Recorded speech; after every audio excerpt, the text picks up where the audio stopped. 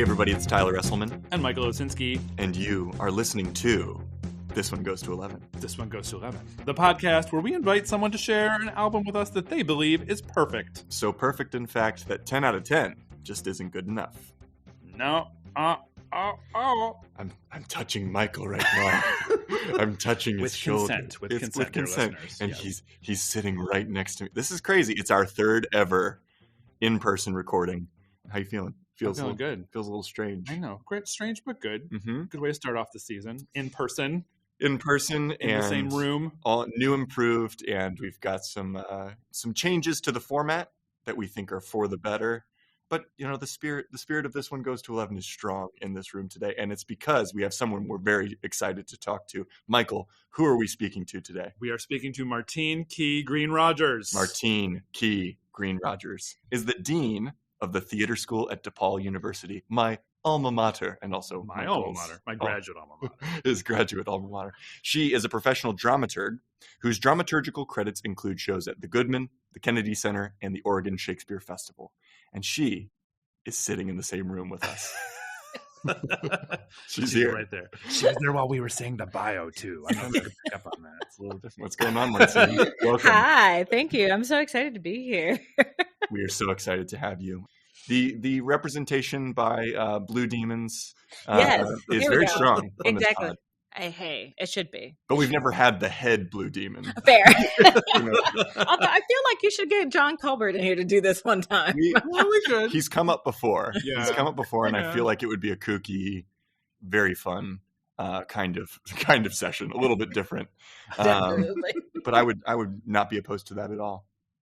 No. As much TTS representation on here as possible. Mm-hmm. Are you listening, Joe Curie? As much TTS representation on here as possible. Come on, buddy. Exactly. I have to admit, maybe part of why I want you to do this with John is because I just want to know what he listens to. Well, Martine, we've kept those listeners who don't read in suspense long enough. Would you mind telling us, what album hath thou brought before the Pantheon today? I am very honored and very pleased to bring Stankonia by Outkast as my album. Yes. What a title. What a band. I think this is a big dog band. Like, this is a big heavy duty artist that we haven't talked about yet. No. But the more things change, the more they stay the same. And as such, we still have everybody's favorite segment for those of you who may not know Outkast and may not know this band very well. What's this album? What's this album? What is that segment called, Michael? It's called The Beginner's Guide to Outkast's Stankonia in 60 Seconds. And Michael has taken on the task today. So, Martine. Feeling rusty. Yeah, a little rusty. It's going to be great. I believe in you. So he's going to do his best to summarize Outkast and this album in 60 seconds, and then you'll have a chance to assess his job at doing that. Do you feel prepared? You know, I'm a dramaturg. I'm always prepared to evaluate someone's knowledge. I do want to preface one thing, which is, like, as I was re-listening to the album today, I was looking at some of the notes I'd put together, and some of the things that are said about this album, I'm going to say them as part of the intro, but I don't think I agree with them. Sure. I think I disagree with some of my own intro here, but okay. But you know, we'll see. Good to know. All right. Well, I got a minute on the clock. You ready to go? Yeah, I guess so. All right. Starting in 3, 2, 1. Go. Antoine Patton and Andre Benjamin's musical career began with rap battles in their Atlanta high school cafeteria, long before they would become Big Boy and Andre 3000, a.k.a. the southern hip-hop duo Outkast. As a clever and kooky alternative to the rap music produced by the East Coast-West Coast feud of the early 90s, a quality which ultimately got them boozed at the Source Awards in 1995, they stayed fresh and let their sound evolve into something spacier, less misogynistic, and more socially conscious, something that was in full display on their 1999 single Rosa Parks. Their fourth album, 2000's Stankonia, marked an even bigger evolution, embracing more diverse styles and featuring a crooning Andre 3000 who had grown tired of rapping. They picked up the tempo on lead single B.O.B., Bombs Over Baghdad, and their second single, Ms. Jackson, earned them their first Billboard #1 and Grammy Award. Bobby Christgau described it as having, quote, more bounce to the ounce and less molasses in the jams, more delight and less braggadocio in the raps, end quote. The duo would release one more hit album before splitting in 2007 to pursue solo careers as musical artists and, in Andre 3000's case, as an actor and flautist. Ooh. Nice. What are you talking about, Rusty? This guy always shows up for the 60-second You know intro what? routine. Jeez. Yeah. How do you do? I think you did actually really well. Yeah. I think it's interesting. I think the thing that I definitely give you kudos on is really thinking about how did this album really sort of put them on the track that they are on to, you know, Andre 3000 eventually running around the streets of Atlanta with a flute. So Yeah.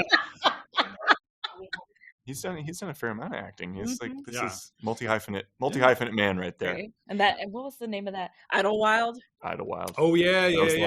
That's the last like technical album, I guess. Yes. of theirs. Yeah. But before we get into all that, we have to ask about you, Martine. Okay. Great. Yeah. What's your relationship with music, writ large, as Tyler Esselman likes to say?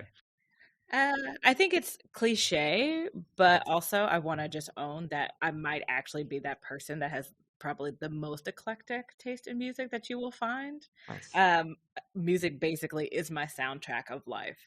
So I'm that person that has music going always, generally. So if someone's not in my office and I'm not talking to someone, if I can, I'm putting on something just behind me. And so I think the best way to say that my relationship with music is that it is always and ever present. Nice. I have a tendency to like to sometimes I curate my music listening to whatever my mood is, and I actually do that a lot. I'm going to actually, now that I'm saying this out loud, I do actually do that a lot. Like what I listen to on my way into work is usually upbeat because I'm like, come on, Martine, you got to wake up. Like, let's get something going. But then also if it's, you know, I'm doing some paperwork I don't like, then, you know, I'll find something angsty and ridiculous to underscore that. So, you know, I just say it's ever present and it's always been a huge part of my existence. Do you make music yourself? Have you ever made music? It depends on how you define make music. Did you ever take music lessons of any sort? I used to sing. Okay. Did you? And you know, I did that sort of stereotypical Black lady thing where I grew up in a church, you know, the gospel choir in a church, and like that's how I learned how to start singing and things like that. You know, I think my theater career was far more exciting to me than anything related to music, but I also realized how much music can inspire. Yeah. And you know, just thinking about even shows that I've worked on, one of the first things I do dramaturgically is start to like figure out in that Eleanor Fuchs Visit to a Small Planet kind of way, what does this world sound like? And I usually try to, in my dramaturgical, you know, websites, things like that, I'm create a playlist of like, you know, these characters. Stole the question. I was just about to ask you, do you make playlists for the shows you work on? I do. And I have a tendency to sort of absorb myself in them as well, mostly to try and like wrap my brain around these characters and like what I think they listen to when they're in the shower versus what they're listening to when they're cooking in their kitchen. So it's an ever present part. So it's that kind of tool that you use as an entryway to a piece of work or something like that. I love that. Well, let's go back to young Martine. What did young Martine? What was young Martine listening to? What were some of those first artists that you remember being influential to you as a young person? Absolutely. Well, I always like to say that my first two, because I'm old, the first two cassette tapes I ever bought with my own money was Janet Jackson's. Was the Rhythm Nation one? Rhythm Nation 1914. Yes. Oh yeah. I couldn't remember the date. So that one was the first thing. And on the exact same day, I also bought In Utero by Nirvana. Wow. Right. What a slate of music for that day. Exactly. Wow. You see what I mean in terms of just my taste in music? Like buying both of those on the exact same day. I saved up all my money because it was very important to me that I didn't have to make two trips. I was like, I'm gonna.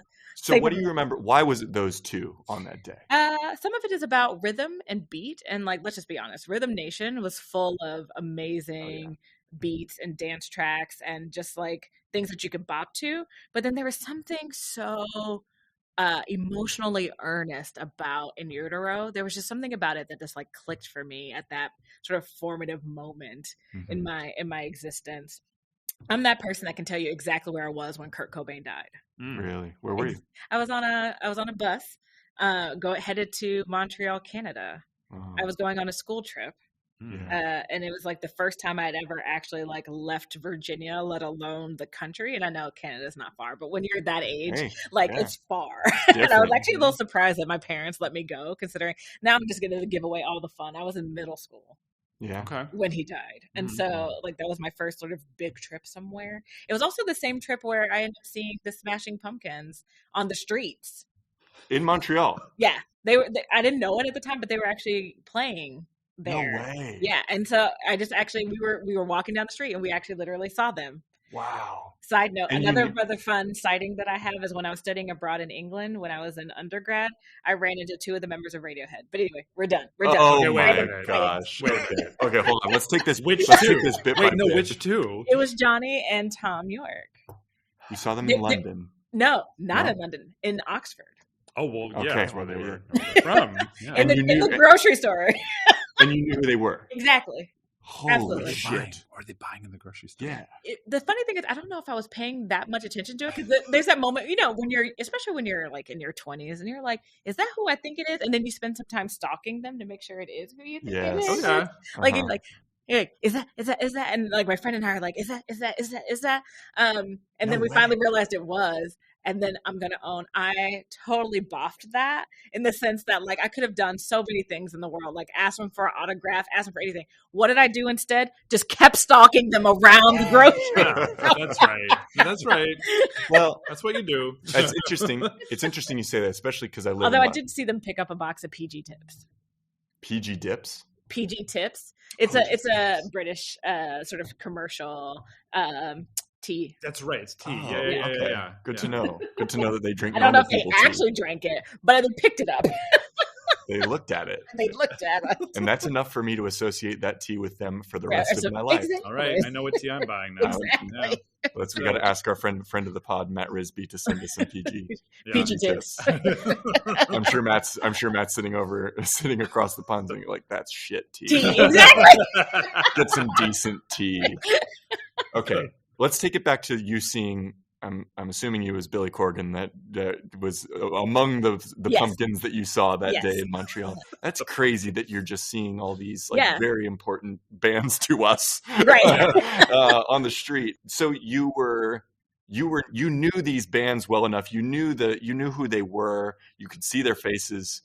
You knew what they looked like. Yeah. How were you absorbing these things? Were you a big music journalism person? Were you reading stuff, or were you just all of the above? Okay. Yeah. I mean, that's what I said. It was just ever present in my existence. Like when I would get home, MTV was the first thing that came on. Nice. That was when MTV actually played music videos. Yeah, exactly. Which is why I knew exactly what everybody looked like. Right. And I was that person that would go get if there were books around the music I was listening to, I would go get it, because I just wanted, like, it's partially the dramaturg in me. I just want to know more. Right. But then if it's something that's really like, so there's something about that song or something about that album that really like gets me in my feels, then I just want to know more. I want to know what inspired them to do that thing. And I think that, you know, in some ways that was the beginning of my sort of dramaturgical career, because back to going and like, I want to know like what inspired them to do this thing. And so like, I think my ability to track a playwright's canon of work is also very much, in some ways, I started figuring out how to do that with an artist through music.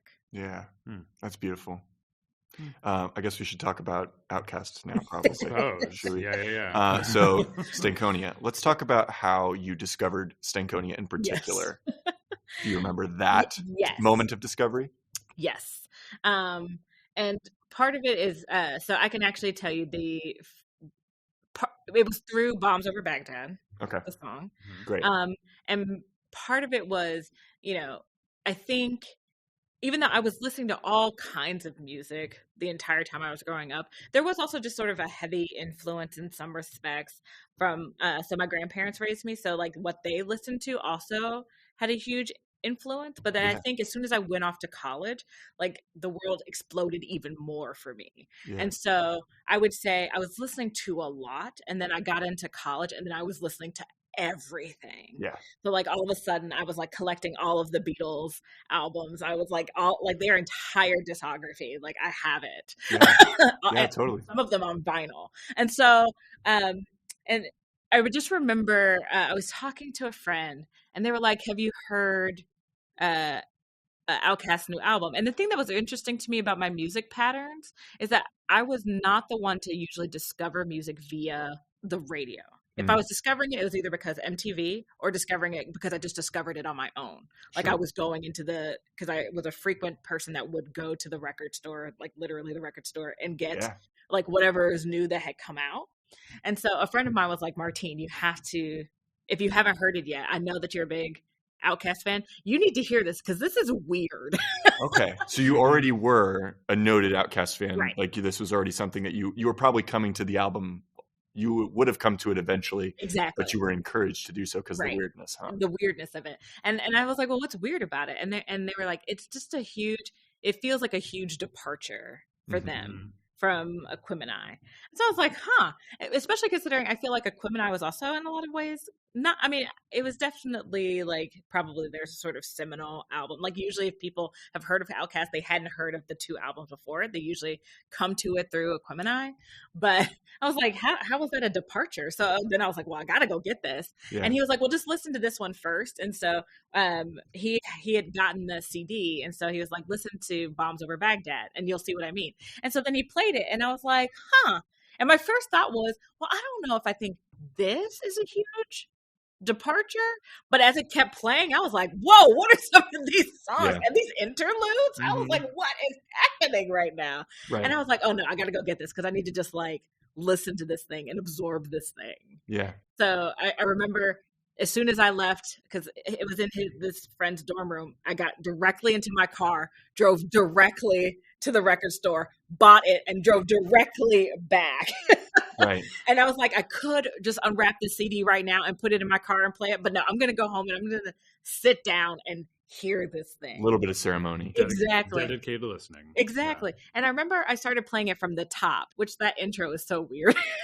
And also really cool because like you have this moment where you're like, okay, how much bounce culture also is like a part of this. But anyway, but I remember listening to this and all of a sudden, and this is the part that was so interesting to me about it. So my dorm room was the music room. In the sense that if someone was wanting some music or some background noise or whatever, people like, I just usually had my door open. People would wander in and listen to stuff. And some of the best friends that I made during undergraduate was because they just heard whatever I was playing and wandered in because they wanted to know who was playing that. Yeah. And I just remember I was sitting there listening to it and I actually closed my eyes as I was listening to it. And I remember distinctly at one point opening my eyes and finding 5 people in my room that were not there. When I started listening to it, and I was like, that's weird. Okay, closing my eyes again. I guess you're allowed to do that. The door was open. But it was interesting because I was a little intrigued by how many people ended up wandering into the room just to be like, what is this? And not like necessarily in a bad way, but just what is this sound? And I think that is part of the reason why I find this album so fascinating, how much it was just a really interesting collaboration of sound, right, and rhythm. It does seem in many ways like an interesting album to come right before Speakerboxxx Love Below as well, because that's the one that I feel was really like kind of the turning point for them as artists in some ways. So this one almost feels like if Equimini was the bump, this one is the set before the spike of Speakerboxxx. Exactly. What do you put that difference coming from Equimini down to, like sonically? What were the sounds that you were hearing that you hadn't heard Outkast do before? I think the first thing that is very apparent is the meshing of gospel, but then funk, but then in a sort of Afro-futurist way. Because like one of the ways that I like to describe Stankonia to people who are not really familiar with it is that I say it is the 2000s version of Afrofuturism. Yeah. There's like that. There's something really interesting historical about it, but taking it to the next level in that sort of way that Afrofuturism does, like that reverence for the past, but also like what is our new spin on that past? Yeah. And so there's like this weaving, because like even with like Bombs Over Baghdad, one of the things that's interesting to me about it is if you strip away some of it, you hear the very distinct church organ under it. Yes. But then also layered on top of that is some really interesting like dirty South funk. Yeah. But then also on top of that is like this, because if I remember correctly, isn't it like they're like doing 130, like 135 RPM, like in that song, it's like something insane. Yeah, it's notably quick. Exactly. And Yeah. it's just like that song is going at such a fast pace. But then when you really hear the melodies under, there's some intricate layering of noise to make all of that happen. Like when you take some of these things on their separate pieces, it's actually a lot of really interesting, some slow, some fast, some super fast tempos to create that entire thing. What'd you find? You Well, according to AI, which I have feelings about, 155 beats per minute. Yeah, it's something is going at. Yeah, it's wild. Yeah. And so, and I think that's also part of what's interesting about that shift, because not that you didn't get some of that in Equimini, but I feel like Equimini was a lot slower. And the layering of different types of tempos and beats is not as intense. You really get that like Southern funk, dirty South. Like you get a lot of layering, just like some beginnings of like bounce. There's just a lot happening layering wise in this and I think also what you hear in this album, which is also fascinating, which is why, when you really think about it dramaturgically, there's let's just assume you should think about everything dramaturgically. It actually is not surprising to me when you start to hear, especially some of the tracks in which you hear more Big Boy, more Andre 3000, how they're also starting to separate musically. Yes. Yeah. You're seeing like the beginnings of them starting to separate musically, because even the songs where they're together, you also sometimes hear some very distinct tempo shifts, tone shifts, etc., embedded within those songs. And you're like, oh, this is really interesting musically that's happening right now. Yeah. And so, I was not surprised at all. I think you're surprised in the way that you're always a little surprised. But then when they came out with Speaker Box and Love Below, I was like, yeah, no, that makes sense. But then the thing that was also interesting to me about Speaker Box and Love Below is that even though they sort of had two separate albums, they were both on each other's albums. Yeah. They were enmeshed. They were enmeshed even though they had these two kind of separate rooms in the house, if you will. Right, exactly. What we were talking about earlier. This album does sort of, it feels like they're kind of bursting at the seams. Like it feels like listening to it, I had never listened to this album all the way through, and I just got this sense of feeling like they have packed so much into it, and like it still works. It doesn't feel like it's too much. It feels like this is what's going on in their heads right now, and they have to make all this. And I even think, in terms of like diversity of style, I feel like I could have sworn that the modern rock radio station that I used to listen to in Syracuse, New York, played Bombs Over Baghdad sometimes. I believe that. Because like there's that guitar thing towards the end, but there's so much going on in like just the whole album that it's just, of course they're going to split into, not split, but split for Speaker Box Love Below. Right. What was Lil Wayne's rock album that came out like the mid-aughts? You remember that? I remember and don't. We don't get that album without Stankonia. Right. And that's the other thing. You really think about how much they influence like this, not that, we could always talk about like Run DMC and like Aerosmith and like Walk This Way and those sort of fusions that were happening. Right. But video will not leave my brain. Video. Oh my God. Early MTV. I apologize. No, it's okay. It's all good. It's all good. But you really do, like, they ushered in a really interesting new era. You see a lot of the patterns of rap shifting and changing because we're in some ways they're a complete contrast to like the gangster rap era of the 90s. Really are. Yeah. So yeah. Okay, maybe so everybody, it's different doing this in person. And so we got lots that we want to get to, but maybe we should give them a little snippet of is now the time. I think so. Also you've been talking You've about set it already. So perfectly. What is your standout track from this album? Oh, Bombs Over Baghdad for sure. Although I have to admit, I quote a lot from So Fresh and So Clean. How can you not? Why wouldn't you? Yeah. Bombs Over Baghdad, first single from the album. Mm-hmm. It's great. So here's a little taste of it.